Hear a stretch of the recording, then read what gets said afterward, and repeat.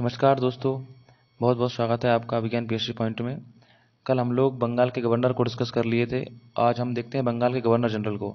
तो हमने देखा था कि जो 1773 का रेगुलेटिंग एक्ट आया था, उसमें जो मद्रास और बम्बई के गवर्नर थे उनको बंगाल के अधीन कर दिया था। मद्रास और जो बम्बई के गवर्नर थे इनको अब बंगाल के अधीन कर दिया था। और जो बंगाल का गवर्नर था, अब इसे हम क्या कहने लग रहे थे, तो इसे हम बंगाल का गवर्नर जनरल कहने लग रहे थे। बंगाल का गवर्नर जनरल। तो हमने इसमें देखा था कि जो वॉरेन हेस्टिंग्स था ये बंगाल का अंतिम गवर्नर था। वॉरेन हेस्टिंग्स जो था ये बंगाल का अंतिम गवर्नर रहता है और यही बंगाल का प्रथम गवर्नर जनरल रहता है। वॉरेन हेस्टिंग्स ये बंगाल का अंतिम गवर्नर था, बंगाल का अंतिम गवर्नर रहता है और यही बंगाल का प्रथम गवर्नर जनरल रहता है। बंगाल का प्रथम गवर्नर जनरल रहता है। तो यहाँ तक हमने डिस्कस कर लिया था। अब हम इसके बंगाल के अंतिम गवर्नर को हम डिस्कस कर चुके थे, जो इसके टाइम पीरियड में इसने किया था। अब हम इसका बंगाल का जब ये प्रथम गवर्नर जनरल बन करके आता है उस टाइम पीरियड को डिस्कस करेंगे।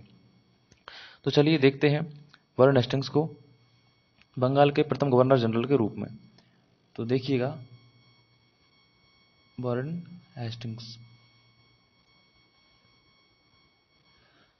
इसके टाइम पीरियड की जो सबसे इम्पोर्टेंट घटना है वो मानी जाती है कि 1774 में इसने 1774 में कलकत्ता में एक सुप्रीम कोर्ट की स्थापना करवाई थी। 1774 में कलकत्ता में सुप्रीम कोर्ट की स्थापना करवाना इसके टाइम पीरियड की एक महत्वपूर्ण घटना है। अच्छा, ये सुप्रीम कोर्ट की जो स्थापना हुई थी इसके प्रथम जो न्यायाधीश थे वो थे sir Elijah Impey. Sir Elijah Impey, sir Elijah Impey इसके प्रथम न्यायाधीश थे। वॉरेन हेस्टिंग्स के बारे में जो दूसरी महत्वपूर्ण घटना मानी जाती है और ये इस पर एक कलंक भी माना जाता है जिसे न्यायिक हत्या कहा जाता है। न्यायिक हत्या, ये वॉरेन हेस्टिंग्स के टाइम पीरियड की एक घटना महत्वपूर्ण भी है और साथ ही साथ इसके ऊपर एक कलंक भी है, जो कि इसने नंद कुमार जो था, नंद कुमार इसके ऊपर अभियोग चलवाया था। नंद कुमार के ऊपर अभियोग लगाकर फांसी दिलवाई थी इसने। नंद कुमार के ऊपर अभियोग लगा करके इसको फांसी दिलवाई थी। ये वॉरेन हेस्टिंग्स के ऊपर एक कलंक माना जाता है। हुआ ये था कि नंद कुमार वॉरेन हेस्टिंग्स के ऊपर एक रिश्वत लेने का आरोप लगाता है। रिश्वत लेने का आरोप लगाता है नंद कुमार वॉरेन हेस्टिंग्स के ऊपर। तो वॉरेन हेस्टिंग्स और सर एलिजा एम्पे जो थे ये अच्छे दोस्त थे। तो सर एलिजा एम्पे से बात करके वॉरेन हेस्टिंग्स नंद कुमार पर एक अभियोग चलवाता है और उसे फांसी दिलवा देता है। तो यही जो है वॉरेन हेस्टिंग्स के ऊपर एक कलंक माना जाता है। चलिए और आगे डिस्कस करें तो वॉरेन हेस्टिंग्स के शिक्षा सुधार देखने में आते हैं।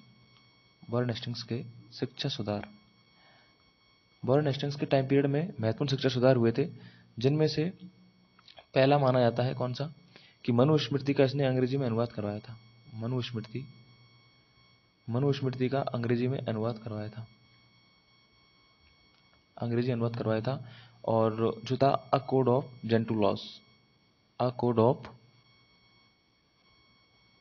जेंटू लॉस, इस प्रकार से इसने मनुस्मृति का अंग्रेजी में अनुवाद करवाया था। दूसरा जो इसने मुस्लिम शिक्षा सुधार के लिए किया था, मुस्लिम शिक्षा सुधार के लिए जो इसने किया था, मुस्लिम शिक्षा सुधार हेतु इसने कलकत्ता में एक मदरसे की स्थापना करवाई थी। कलकत्ता में मदरसे की स्थापना करवाई थी। तो कलकत्ता में मदरसा की स्थापना करवाना, मनुस्मृति का अंग्रेजी अनुवाद करवाना, साथ ही साथ इसी के टाइम पीरियड में बंगाल एशियाटिक सोसाइटी की स्थापना भी हुई थी। बंगाल एशियाटिक सोसाइटी की स्थापना भी हुई थी। बंगाल एशियाटिक सोसाइटी जो कि विलियम जोन्स ने करवाई थी। विलियम जोन्स ने करवाई थी। तो यहाँ से क्वेश्चन बनते हैं, जैसे कि पहला क्वेश्चन बन सकता है कि मनुस्मृति का अंग्रेजी अनुवाद किसने करवाया था, तो ये वॉरेन हेस्टिंग्स के टाइम पीरियड में हुआ था। मुस्लिम शिक्षा सुधार के लिए इसने कलकत्ता में एक मदरसे की स्थापना करवाई थी। साथ ही साथ इसी के टाइम पीरियड में जो विलियम जोन्स हैं उन्होंने बंगाल में एशियाटिक सोसाइटी की स्थापना की थी। 1784 की ये घटना थी। 1784 में बंगाल एशियाटिक सोसाइटी की स्थापना विलियम जोन्स ने की थी। अच्छा, वॉरेन हेस्टिंग्स के बारे में एक और महत्वपूर्ण फैक्ट जो है कि इसके टाइम पीरियड में 3 एक्ट पारित हुए थे। 3 एक्ट, इनको हमें ध्यान रखना है। पहला एक्ट था 1773 का रेगुलेटिंग एक्ट, 1773 का रेगुलेटिंग एक्ट इन्हीं के टाइम पीरियड में आया था। दूसरा 1781 का एक्ट इनके टाइम पीरियड में आया था, जो 1781 का एक्ट ऑफ सेटलमेंट था, एक्ट ऑफ सेटलमेंट इनके टाइम पीरियड में आया था। तीसरा जो था 1784 का पिट्स इंडिया एक्ट इनके टाइम पीरियड में आया था, पिट्स इंडिया एक्ट। तो हमने क्या देखा कि वॉरेन हेस्टिंग्स के टाइम पीरियड में 3 एक्ट आए हैं, 1773 का रेगुलेटिंग एक्ट, 1781 का एक्ट ऑफ सेटलमेंट, 1784 का पिट्स इंडिया एक्ट। और एक और सबसे महत्वपूर्ण घटना जो कि कलेक्टर का पद प्रारंभ करना था। तो वॉरेन हेस्टिंग्स ने कलेक्टर का पद प्रारंभ किया था। कलेक्टर का पद प्रारंभ किसने किया था? तो वॉरेन हेस्टिंग्स ने किया था, जो कि जो नागरिक सेवा का जनक तो कॉर्नवालिस को माना जाता है, लेकिन कलेक्टर का पद जो स्टार्ट किया था वो किसने किया था? वॉरेन हेस्टिंग्स ने किया था। तो इसके टाइम पीरियड में ये महत्वपूर्ण घटनाएं थी। चलिए एक बार फिर से देख लेते हैं। जैसे कि सबसे पहले 1774 में कलकत्ता में सुप्रीम कोर्ट की स्थापना करना, जिसके प्रमुख थे सर एलिजा एम्पे, प्रथम प्रमुख सर एलिजा एम्पे थे। दूसरा, इसके टाइम पीरियड में जो नंद कुमार को उसने फांसी लगवाई थी अभी को लगा करके, जो उस पर कलंक भी माना जाता है, न्यायिक हत्या।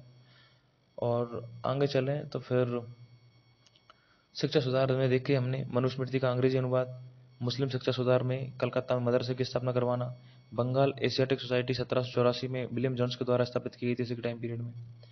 और आगे गए तो फिर हमने देखा कि 3 एक्ट इसके टाइम पीरियड में पारित हुए थे, 1773 का रेगुलेटिंग एक्ट, 1781 का एक्ट ऑफ सेटलमेंट, 1784 का पिट्स इंडिया एक्ट। कलेक्टर का पद इसी ने स्टार्ट किया था।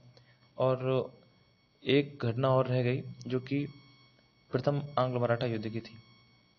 प्रथम आंग्ल मराठा युद्ध इसी के टाइम पीरियड में हुआ था। प्रथम आंग्ल मराठा युद्ध इसी के टाइम पीरियड में हुआ था वॉरेन हेस्टिंग्स में, जिसमें 1782 में सालबाई की संधि होती है। 1782 में सालबाई की संधि। तो ये वॉरेन हेस्टिंग्स के टाइम पीरियड की महत्वपूर्ण घटना हो जाती हैं। चलिए अब हम इसे पीपीटी में देख लेते हैं। वॉरेन हेस्टिंग्स जो कि रेगुलेटिंग एक्ट 1773 के तहत वॉरेन हेस्टिंग्स को बंगाल का प्रथम गवर्नर जनरल बनाया जाता है। और इसी के टाइम पीरियड में 1781 का अधिनियम आता है। इसके तहत गवर्नर जनरल तथा उसकी काउंसिल एवं कलकत्ता उच्च न्यायालय के मध्य शक्तियों का कार्य क्षेत्र स्पष्ट रूप से विभाजित कर दिया था। 1781 का जो एक्ट ऑफ सेटलमेंट था उसमें क्या हुआ था कि गवर्नर जनरल और उसकी काउंसिल और कलकत्ता उच्च न्यायालय इनके बीच में शक्तियों का कार्य क्षेत्र स्पष्ट रूप से डिवाइड कर दिया गया था। 1774 बहुत इंपॉर्टेंट है ये। 1774 में कलकत्ता में सुप्रीम कोर्ट की स्थापना। नंद कुमार पर अभियोग लगाकर फांसी दी गई थी, तो इस मुकदमे को न्यायिक हत्या की संज्ञा दी जाती है और ये इसके ऊपर एक कलंक भी है। 1781 में मुस्लिम शिक्षा सुधार के लिए कलकत्ता में इसने प्रथम मदरसा की स्थापना की थी। 1775 से 82 के बीच में प्रथम आंग्ल मराठा युद्ध जो होता है और सालबाई की संधि। 1780-84 का द्वितीय आंग्ल मैसूर युद्ध भी इसी टाइम पीरियड में हुआ था, जिसमें मंगलौर की संधि होती है। ये रह गया था 1780-84 का द्वितीय आंग्ल मैसूर युद्ध भी वॉरेन हेस्टिंग्स के टाइम पीरियड में होता है, जिसमें मंगलौर की संधि होती है। 1784 का पिट्स इंडिया एक्ट इसी के टाइम पीरियड में आता है। इसमें होता क्या है कि परिषद के जो सदस्य थे संख्या 4 से घटा करके 3 कर दी जाती है। और आगे देखते हैं 1784 में ये हमने पढ़ा था विलियम जोन्स द्वारा एशियाटिक सोसाइटी की स्थापना करवाना। चार्ल्स विल्किंस द्वारा गीता और हितोपदेश का अंग्रेजी अनुवाद भी इसी टाइम पीरियड में कराया गया था। देखा था ना कि मनुस्मृति का अंग्रेजी अनुवाद हुआ था, तो उसी प्रकार गीता का हितोपदेश का भी अंग्रेजी में अनुवाद करवाया था चार्ल्स विल्किंस द्वारा। राजकीय कोषागार मुर्शिदाबाद से कलकत्ता। अच्छा, जो पहले राजकीय कोषागार हुआ करता था वो मुर्शिदाबाद में हुआ करता था। वॉरेन हेस्टिंग्स ने आकर के कलकत्ता में स्थानांतरित कर दिया था इसको। कलेक्टर के पद को स्टार्ट करवाता है ये। तो ये वॉरेन हेस्टिंग्स खत्म होता है हमारा, और अब हम आगे चलते हैं और देखेंगे आगे जाकर के किसको। वॉरेन हेस्टिंग्स के बाद आता है लॉर्ड कॉर्नवालिस। तो लॉर्ड कॉर्नवालिस को हम देखते हैं, बहुत ही महत्वपूर्ण गवर्नर जनरल है ये लॉर्ड कॉर्नवालिस। लॉर्ड कॉर्नवालिस, इसका जो टाइम पीरियड था ये था 1786 से लेकर के और 1793 तक एक बार। दूसरी बार ये 1805 में भी भारत आता है, 1805 में, और तभी इसकी तबीयत खराब हो जाती है और ये यहीं पर इसकी मृत्यु हो जाती है। और इसीलिए इसकी जो समाधि है वो गाजीपुर में है। गाजीपुर में इसकी समाधि है और एकमात्र ऐसा गवर्नर जनरल है जिसकी समाधि भारत के अंदर है। एकमात्र ऐसा गवर्नर जनरल जिसकी समाधि भारत में है। तो लॉर्ड कॉर्नवालिस को हम देखते हैं। लॉर्ड कॉर्नवालिस के बारे में कहा जाता है कि ये भारत में सिविल सेवा का जनक रहा है। भारत में जो सिविल सेवा है इसका जनक इसे माना जाता है, सिविल सेवा का जनक। साथ ही साथ इसे भारत में पुलिस सेवा का जनक भी माना जाता है, भारत में पुलिस सेवा का जनक भी इसे माना जाता है, लॉर्ड कॉर्नवालिस को। चलिए और आगे देखते हैं। तो कॉर्नवालिस के टाइम पीरियड में ये कॉर्नवालिस कोड लेकर के आता है, कॉर्नवालिस संहिता। तो कॉर्नवालिस संहिता लेकर के आता है। कॉर्नवालिस संहिता में होता क्या है, 1793 में इसे लेकर के आता है कॉर्नवालिस संहिता को। कॉर्नवालिस संहिता में जो था शक्ति का पृथक्करण होता है, शक्ति का पृथक्करण। शक्ति के पृथक्करण में कार्यपालिका और न्यायपालिका की शक्ति को विभाजित कर दिया जाता है। तो अब आपके लिए मैं एक क्वेश्चन दे रहा हूँ जो आपको बताना है। कार्यपालिका व न्यायपालिका का ये शक्ति विभाजन कर देता है, कार्यपालिका व न्यायपालिका का शक्ति विभाजन कर देता है कॉर्नवालिस संहिता से, जो कि शक्ति का पृथक्करण लेकर के आता है। अच्छा, अब एक क्वेश्चन है आपके लिए, आपको बताना है कि संविधान में इसका जिक्र कहाँ है। वर्तमान संविधान में कार्यपालिका का न्यायपालिका से जो पृथक्करण है, शक्ति का पृथक्करण, इसका जिक्र कॉन्स्टिट्यूशन में कहाँ है, हमारे संविधान में किस अनुच्छेद में, किस भाग में ये बात की गई है, आपको ये बताना है, कमेंट करके आपको ये बताना है। आगे बढ़ते हैं। तो लॉर्ड कॉर्नवालिस के टाइम पीरियड में जो देखते हैं न्यायिक सुधार करवाता है, ये न्यायिक सुधार करवाता है। तो न्यायिक सुधार में देखेंगे आप कि सदर दीवानी अदालत और सदर निजामत अदालतों की स्थापना ये करवाता है। सदर दीवानी अदालत की, सदर दीवानी अदालत, सदर दीवानी अदालत व सदर निजामत अदालतों की स्थापना करवाता है, सदर निजामत अदालतों की स्थापना ये करवाता है। 4 सर्किट बोर्ड की स्थापना भी ये करता है, 4 सर्किट बोर्ड की स्थापना करता है, 4 सर्किट बोर्ड की स्थापना ये करता है। 4 सर्किट बोर्ड जो कहाँ कहाँ थे, कलकत्ता में, कलकत्ता में, ढाका में, मुर्शिदाबाद में और पटना में। तो 4 सर्किट बोर्ड की स्थापना करवाना, सदर दीवानी अदालत और सदर निजामत अदालत की स्थापना करवाना। आगे चलते हैं तो हम देखते हैं कि इसने बंगाल प्रांत में स्थायी बंदोबस्त पद्धति को लागू किया था। बंगाल प्रांत में स्थायी बंदोबस्त पद्धति को इसने लागू किया था, स्थायी बंदोबस्त को इसने लागू किया था 1793 में, 1793 में स्थायी बंदोबस्त को लागू करता है। अब ये स्थायी बंदोबस्त क्या होता है, ये सब आपको पहले से पढ़ा हुआ होना चाहिए। मैं बोल रहा हूँ ना कि इन सब में बंगाल के governor, Bengal governor general, governor general of India, viceroy, इनमें हम जो आधुनिक भारत है इसका बस एक रिवीजन सा करते हैं। अब आपको पता होना चाहिए स्थायी बंदोबस्त क्या होता है, तब आपको समझ में आएगा। लॉर्ड कॉर्नवालिस के बारे में कहते हैं कि इसने प्रशासन का यूरोपीयकरण किया था, प्रशासन का यूरोपीयकरण किया था।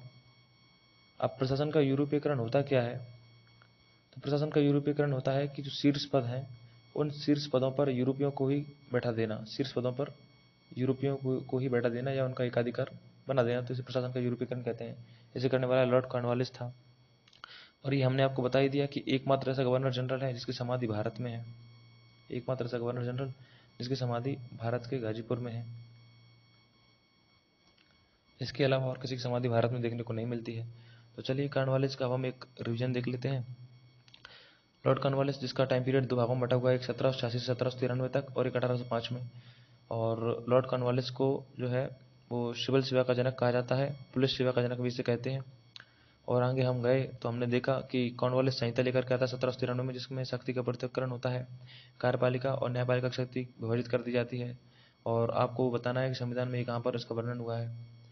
और आगे गए तो हमने देखा कि न्यायिक सुधार इसने किए थे, सदर दीवानी अदालत की स्थापना करना, साथ ही साथ सदर निजामत अदालतों की स्थापना करना। 4 सर्किट बोर्ड इसने बनवाए थे, एक कलकत्ता में, ढाका में, मुर्शिदाबाद में और पटना में। और आगे गए हम तो हमने देखा कि इसने बंगाल प्रांत में स्थायी बंदोबस्त को लागू किया था, साथ ही साथ प्रशासन का यूरोपीयकरण इसने कर दिया था और इसकी समाधि भारत गाजीपुर में है। चलिए अब इसे पीपीटी से पढ़ लेते हैं। लॉर्ड कॉर्नवालिस 1786 से 1793 और 1805 में जिले के समस्त अधिकार जो थे वो उसने कलेक्टर के हाथ में सौंप दिए थे। तृतीय आंग्ल मैसूर युद्ध तथा श्रीरंगपट्टनम की सद्य, ये बहुत इंपॉर्टेंट घटना है जो कि हम अभी मिस कर गए। तृतीय आंग्ल मैसूर युद्ध 1790 से 92 के बीच में जो होता है वो लॉर्ड कॉर्नवालिस के टाइम पीरियड की घटना है। और श्रीरंगपट्टनम की संधि इसके परिणाम स्वरूप होती है। तो ये लॉर्ड कॉर्नवालिस के टाइम पीरियड घटना है, बहुत महत्वपूर्ण घटना है ये। तृतीय एंग्लो मैसूर युद्ध, ये कॉर्नवालिस संहिता का निर्माण करता है 1793 में, जिसमें अनेक न्यायिक सुधारों का उल्लेख था। न्यायिक विभाग का राष्ट्र विभाग से पृथक्करण कर दिया था, जिसे शक्ति का पृथक्करण कहते हैं। न्याय विभाग को राष्ट्र विभाग से पृथक्करण कर दिया था। 1790-92 में भारतीय न्यायाधीशों से युक्त जिला फौजदारी न्यायालयों को समाप्त करके इसने 4 सर्किट बोर्ड बनवाए थे। तो जो फौजदारी न्यायालय थे इनको इसने खत्म करके 4 सर्किट कोर्ट बनवाए थे, जैसे कलकत्ता में, ढाका में, मुर्शिदाबाद में, पटना में। बंगाल प्रांत में स्थायी बंदोबस्त को लागू किया था। 1789 में इसने दास व्यापार और दासों के निर्यात पर भी प्रतिबंध लगा दिया था। दासों पर इसने प्रतिबंध लगा दिया था। और इसकी जो समाधि है वो कहाँ हो जाएगी, इसकी समाधि गाजीपुर में हो जाती है। तो चलिए अब हम आगे देखते हैं जॉन सोर को। आगे बढ़ते हैं तो फिर आता है जॉन सोर। जॉन सोर कोई महत्वपूर्ण नहीं है, लेकिन इसके टाइम पीरियड में 1-2 घटनाएं हैं जिन्हें हमें याद रखना है। इसका जो टाइम पीरियड रहता है 1793 से लेकर के और 98 तक रहता है।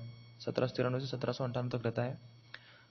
तो जाहिर सी बात है कि जो 1793 का चार्टर एक्ट आया था वो उसी के टाइम पीरियड में आया होगा। 1793 का जो चार्टर एक्ट आया था वो उसी के टाइम पीरियड में आया होगा, 1793 का चार्टर एक्ट। और जॉन सॉर के बारे में कहा जाता है कि इसने अहस्तक्षेप की नीति अपनाई थी। अहस्तक्षेप की नीति इसने अपनाई थी। इसका मीन्स था कि इसने जो उस टाइम पर रजवाड़े थे और जो भी थे उनमें इसने हस्तक्षेप नहीं किया था, जैसे कि बाकी सब करते हैं। लॉर्ड डलहौजी, लॉर्ड बेलेजली इसमें बहुत महारत हासिल किए हुए थे। इन दोनों को तो जाना ही जाता है, लॉर्ड बेलेजली, लॉर्ड डलहौजी को। लेकिन जॉन शोर ने हस्तक्षेप की नीति अपनाई थी। और इसका एक अपवाद भी है। इसने जो अवध था, अवध में ये इंटरफेयर करता है तो इसे अपवाद माना जाता है, अवध को अपवाद माना जाता है। बाकी इसने हस्तक्षेप की नीति अपनाई थी। आगे बढ़ते हैं तो फिर हम लॉर्ड बेलेजली को देखेंगे अब। और लॉर्ड बेलेजली उन नामों में से एक है, जैसे कि 2 नाम आते हैं जब हम देखते हैं कि जिसने भी भारत में आकर के जो साम्राज्य विस्तार किया था उनमें 2 नाम हम देखते हैं, एक लॉर्ड बेलेजली और एक लॉर्ड डलहौजी। लॉर्ड डलहौजी जो है हड़प नीति अपनाएगा आगे आकर के। तो लॉर्ड डलहौजी जो है एक इंपोर्टेंट नीति को ये भी अपनाता है जिसे हम कहते हैं सहायक संधि। सबसे पहली बात तो इसका जो टाइम पीरियड है वह 1798 से लेकर के और 1805 तक। लॉर्ड बेलेजली साम्राज्य का विस्तार करने के लिए ही आया था, तो ये सहायक संधि व्यवस्था अपनाता है। इसे सहायक संधि का जनक कहते हैं, सहायक संधि का जनक इसे कहा जाता है। अच्छा, ये क्वेश्चन बना था कि सहायक संधि जो इसने अपनाई थी उसमें सबसे पहले सहायक संधि इसने किसके साथ की थी। तो इसने सबसे पहले सहायक संधि जो की थी वो हैदराबाद के निजाम के साथ की थी। हैदराबाद के निजाम के साथ इसने सबसे पहले सहायक संधि की थी, हैदराबाद के निजाम के साथ। और लॉर्ड बेलेजली के बारे में हम और देखें तो जो चौथा आंग्लो मैसूर युद्ध होता है, 4th एंग्लो मैसूर युद्ध जो होता है, चौथा आंग्लो मैसूर युद्ध जो होता है वो लॉर्ड बेलेजली के टाइम पीरियड में होता है, जिसमें टीपू मारा जाता है। टीपू मारा जाता है चौथे आंग्लो मैसूर युद्ध में। ये लॉर्ड बेलेजली के टाइम पीरियड की घटना है।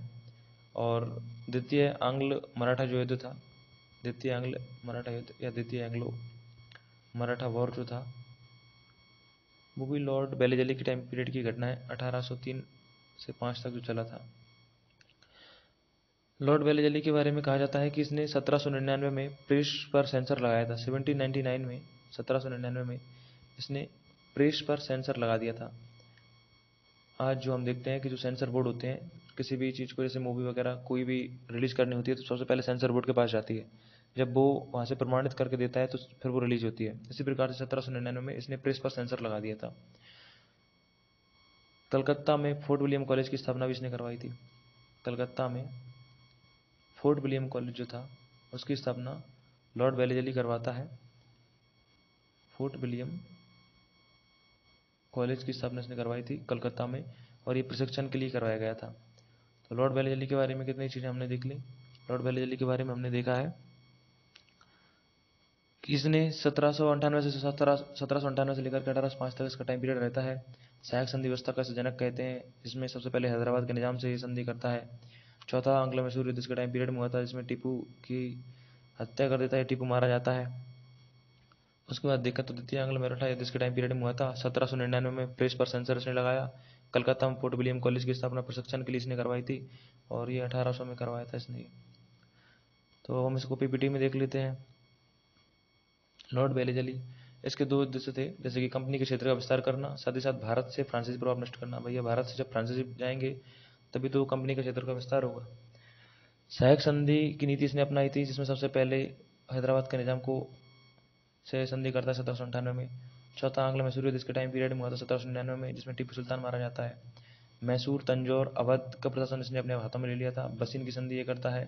द्वितीय आंग्ल मराठा युद्ध जो था वो इसके टाइम पीरियड में होता है। और 1799 में इसने प्रेस पर सेंसर लगाया था, जो कि भारतीय प्रेस पर प्रतिबंध लगाने की पहली घटना मानी जाती है।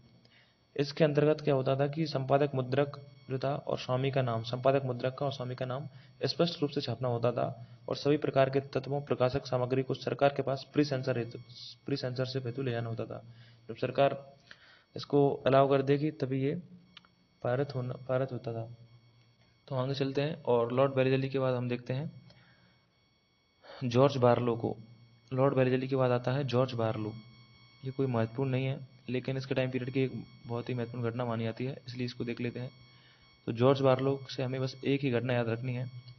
इसका टाइम पीरियड जो था 1805 से 1807 के बीच में रहता है। 1805 से 1807 के बीच में रहता है, और इसके टाइम पीरियड में बस एक ही घटना इंपॉर्टेंट है, जो है बेल्लूर का सिपाही विद्रोह। बेल्लूर का सिपाही विद्रोह जो होता है वो जॉर्ज बार्लो के टाइम पीरियड में होता है। बेल्लूर और बार्लो वैसे भी मिले जुले लग रहे हैं, बेल्लूर और बार्लो, तो याद रह जाएगा। आगे चलते हैं और हम देखते हैं मिंटो प्रथम को। जो मिंटो प्रथम को देखते हैं। मिंटो प्रथम का जो टाइम पीरियड था वो था 1807 से लेकर के और 13 तक। मिंटो प्रथम के बारे में बस दो चीज़ें हमें याद रखनी है। एक तो ये अमृतसर की संधि करता है। अमृतसर की संधि इसी के टाइम पीरियड में होती है, अमृतसर संधि। आपको पता होना चाहिए कि अमृतसर की संधि किसके साथ में हुई थी, तो कमेंट करके आप ये भी बताएंगे कि अमृतसर की संधि किसके साथ हुई थी। रणजीत सिंह के साथ ये संधि होती है, अमृतसर की संधि, और 1809 की घटना है।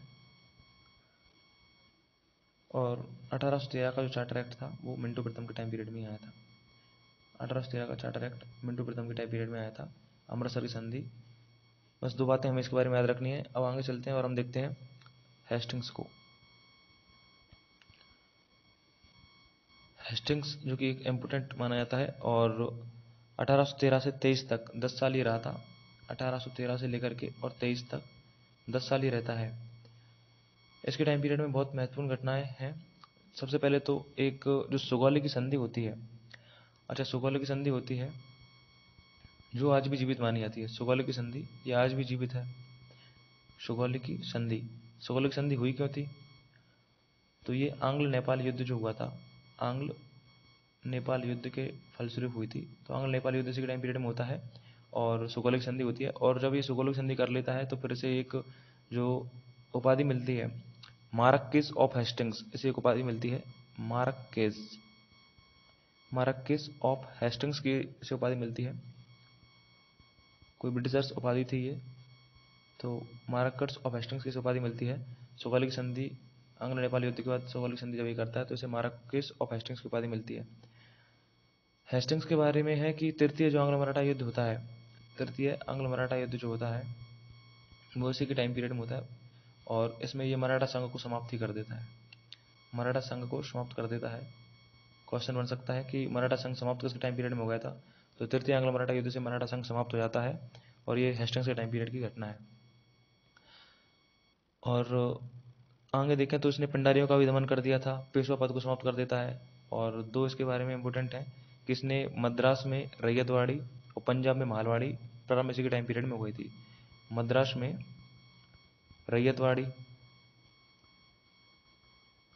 रैयतवाड़ी और पंजाब में महालवाड़ी।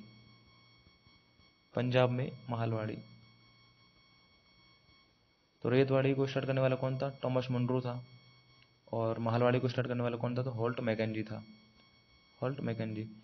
तो हमने तीन चीज़ें देखी जो कि इंपॉर्टेंट होती भी हैं, इन्हें हम एक साथ देख लेते हैं। कि स्थायी बंदोबस्त, सबसे पहले स्थायी बंदोबस्त देख लेते हैं कि स्थायी बंदोबस्त किसके टाइम पीरियड में हुआ था।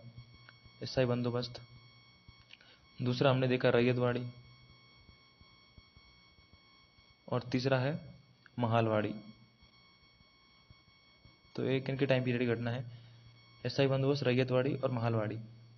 स्थायी बंदोबस्त की बात करें तो ये लागू हुई थी कॉर्नवालिस के टाइम पीरियड में। रैयतवाड़ी और महालवाड़ी दोनों की दोनों ही ये लागू हुई थी हेस्टिंग्स के टाइम पीरियड में। हेस्टिंग्स के टाइम पीरियड में।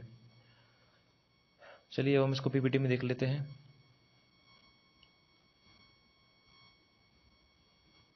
लॉर्ड हेस्टिंग्स 1813 से 23 तक 10 साल इसका कार्यकाल रहता है। ये हस्तक्षेप की नीति का परित्याग करता है और आंग्ल नेपाल युद्ध इसके टाइम पीरियड में होता है 1814 से 1816 तक। और जो सुगौली की संधि होती है, सुगौली की संधि के तहत क्या होता है कि गढ़वाल, शिमला, कुमायूं, रानीखेत ये अंग्रेजों के अधिकार में आ गए थे तथा सिक्किम को स्वतंत्र कर दिया गया था। सुगौली की संधि के बाद हेस्टिंग्स को मार्क्वेस ऑफ हेस्टिंग्स की उपाधि मिल गई थी। पिंडारियों का दमन करता है, ये पेशवा पद को समाप्त कर देता है। मद्रास में रैयतवाड़ी और जो गवर्नर था थॉमस मुनरो था। हॉल्ट मैकेंजी द्वारा पंजाब में मारवाड़ी की स्थापना करी जाती है, ये हमने देखे थे। ये हो गया हेस्टिंग्स। और अब आगे जाते हैं तो फिर हम देखेंगे इसको। एक आता है लॉर्ड हेमहर्स्ट करके, लॉर्ड एमहर्स्ट। लॉर्ड एमहर्स्ट को हम देखते हैं 1823 से लेकर के और 28 तक ही रहता है लॉर्ड एमहर्स्ट। इसके टाइम पीरियड में प्रथम आंग्ल बर्मा युद्ध होता है। आंग्ल बर्मा युद्ध, प्रथम आंग्ल बर्मा युद्ध होता है जिसमें यानदूब की संधि होती है, यानदूब संधि होती है। और कोलकाता में ये गवर्नमेंट संस्कृत कॉलेज की स्थापना करता है। लेकिन इंपॉर्टेंट घटना इसके बारे में यह है कि 1824 में इसके बारे में बैरकपुर का जो सैन्य विद्रोह हुआ था, बैरकपुर सैन्य विद्रोह इसके टाइम पीरियड में होता है। और ये कितने पहले हो रहा है? 1824 में हो रहा है बैरकपुर सैन्य विद्रोह, जबकि 1857 में जो होता है वो बैरकपुर छावनी से होता है, लेकिन 1824 में ही बैरकपुर में सैन्य विद्रोह हो गया था। तो लॉर्ड एमहर्स्ट के बारे में हम देखते हैं। 1823 से 1828 तक इसका कार्यकाल रहता है और प्रथम आंग्ल बर्मा युद्ध इसके टाइम पीरियड में हुआ था, जब इसमें आनंदबुक संधि होती है। 1824 में कोलकाता में गवर्नमेंट संस्कृत कॉलेज की स्थापना करवाना और 1824 में बैरकपुर का सैन्य विद्रोह होता है। इसमें होता क्या है कि सैनिक जो है वो समुद्र यात्रा करके रंगून जाने से इनकार कर देते हैं और बैरकपुर का सैन्य विद्रोह हो जाता है। अब देखते हैं हम विलियम बेंटिक के बारे में। विलियम बेंटिक जो कि अंतिम बंगाल का गवर्नर जनरल था और ये बहुत ही महत्वपूर्ण गवर्नर जनरल माना जाता है। William Bentinck, William Bentinck, William Bentinck का टाइम पीरियड है वो 1828 से लेकर के और 33 तक रहेगा। आगे इसका कार्यकाल रहेगा, लेकिन वो फिर गवर्नर जनरल ऑफ इंडिया के रूप में रहेगा। अभी इसका जो 1828 से 33 तक टाइम पीरियड है ये बंगाल के गवर्नर जनरल के रूप में है। तो सबसे पहली घटना तो यही है, घटना अंतिम गवर्नर जनरल माना जाता है इसे। अंतिम बंगाल का गवर्नर जनरल है ये, अंतिम बंगाल का गवर्नर जनरल है ये। इसने सती प्रथा पर रोक लगाई थी। इसके टाइम पीरियड में सती प्रथा पर रोक 1829। आपको कमेंट करके बताना है कि सती प्रथा पर रोक लगाने के लिए जो प्रयास किए गए थे उनमें सबसे आगे नाम किसका आता है, आपको ये कमेंट करके बताना है। तो विलियम बेंटिक 1828 से 33 तक रहता है, अंतिम बंगाल का गवर्नर जनरल था, सती प्रथा पर रोक लगाता है। और आगे चलें तो हमने देखा था कि ठगी प्रथा का अंत ये कर देता है, ठगी प्रथा का अंत ये करता है, ठगी प्रथा का अंत कर देता है ये। सती प्रथा पर रोक लगा दी, ठगी प्रथा का अंत कर दिया इसने 1830 में। सरकारी सेवाओं में ये भेदभाव का जो सरकारी सेवाओं में जो भेदभाव होता था उसको ये अंत कर देता है। सरकारी सेवाओं में जो भेदभाव होता था उसका अंत करता है ये। और 1833 के चार्टर एक्ट की धारा 87 ये याद रखनी है आपको। 1833 चार्टर एक्ट, 1833 चार्टर एक्ट की जो धारा 87 है ये बोलती है कि जो सरकारी सेवाएं हैं उनमें योग्यता को आधार माना जाए और योग्यता के आधार पर ही सिलेक्शंस किए जाएं। तो योग्यता के आधार की बात करती है 1833 चार्टर एक्ट की धारा 87। विलियम बेंटिक के टाइम पीरियड में कलकत्ता में एक मेडिकल कॉलेज की स्थापना हुई थी। कलकत्ता में मेडिकल कॉलेज की स्थापना, कलकत्ता मेडिकल कॉलेज की स्थापना ये विलियम बेंटिक के टाइम पीरियड में होती है। और उसने रुड़की में भारत का प्रथम इंजीनियरिंग कॉलेज भी बनवाया था। रुड़की नाम सुनते होंगे आप, आईआईटी रुड़की। रुड़की में भारत का जो प्रथम इंजीनियरिंग कॉलेज था, भारत का प्रथम इंजीनियरिंग कॉलेज विलियम बेंटिक ने ही बनवाया था, इंजीनियरिंग कॉलेज। और सबसे पहले ये जो था, सबसे पहले हम देखा तो ये मद्रास का गवर्नर था, मद्रास का गवर्नर था। वहाँ से आकर के ये बनता है गवर्नर जनरल। और इसे अंतिम गवर्नर जनरल माना जाता है। अब इसके बारे में हम देख लेते हैं। विलियम बेंटिक 1828 से 33 तक रहता है। पूर्व में यह मद्रास का गवर्नर रहता है। सती प्रथा पर एक रोक लगाता है, इम्पोर्टेंट है। ठगी प्रथा का अंत करता है, इम्पोर्टेंट है। कर्नल सलीमन ने ठगों के विरुद्ध अभियान चलाया था।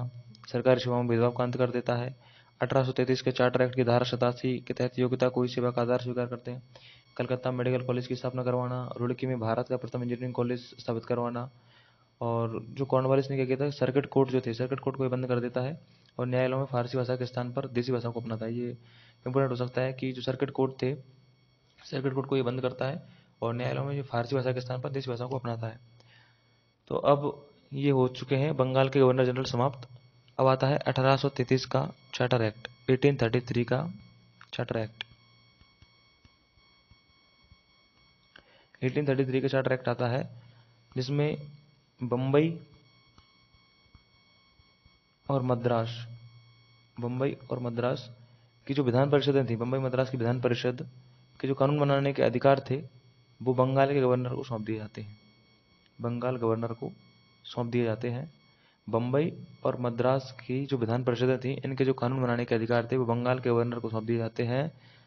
और यहीं से बंगाल के जो गवर्नर जनरल था उसको कहने लगते हैं गवर्नर जनरल ऑफ इंडिया, जिन्हें हम कल डिस्कस कर रहे होंगे, governor general of India. Thank you so much.